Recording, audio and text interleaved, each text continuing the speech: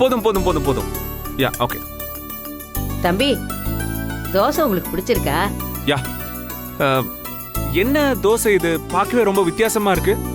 கம்பு தோசை தம்பி. கம்பு தோசையா? ஆ.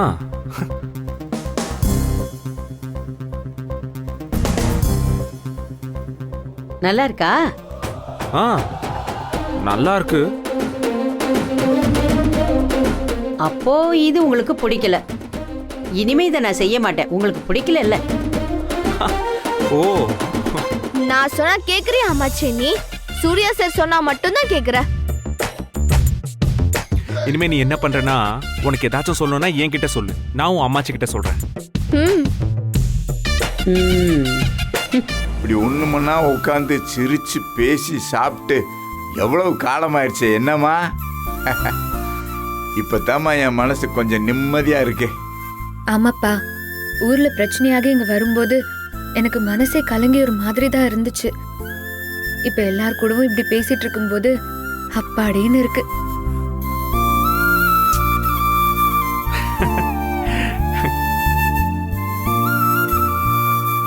அப்புறம் நந்தினி, உனக்கு ஒண்ணு சொல்றேன்.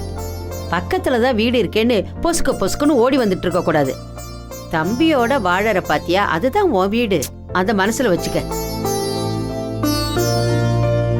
பாருப்பா அம்மாச்சி எப்படி சொல்லுதுன்னு. இங்க என்ன வர வேண்டாங்குது. அப்படி சொல்லலத்தா, உங்க அம்மாச்சி சொல்றது சரிதானே?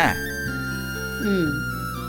எப்ப பார்த்தாலும் விசுக்கு விசுக்குன்னு பிறந்த வீட்டுக்கு வந்துட்டா வாழ்ற வீட்டுக்கு எப்படி முழுசா வாழ்ந்ததுக்கு அடையாளமாக?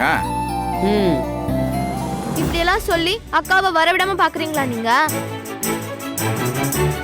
ம், இவங்க என்ன வேணா சொல்லிக்கிட்டோம், நான் வரது வந்துட்டு தான் இருப்பேன். ஆமாக்கா, நாங்க 3 பேரு. எங்களுக்கு பயமே இல்ல.